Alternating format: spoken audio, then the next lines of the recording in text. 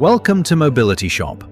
Today we'll be unboxing and setting up the Yugo Serenity Reclining Transit Wheelchair. This wheelchair is designed for users who need extra comfort and support. It features a reclining backrest, elevating leg rests, padded head support and attendant brakes, making it ideal for longer durations of sitting and everyday use. Carefully remove packing straps and protective cover. Lift the folded wheelchair out of the box.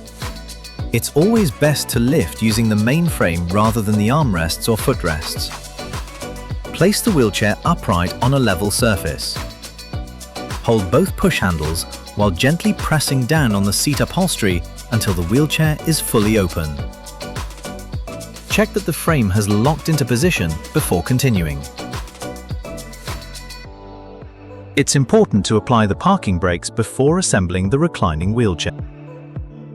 Add the headrest, then the cushion, as shown in the video. Now attach each elevating leg rest. Line up the hanger with the mounting point on the frame. Insert it into position and swing it until it locks securely. Repeat the same process on the opposite side. The elevating leg rests can be raised to provide better blood circulation for the user's legs.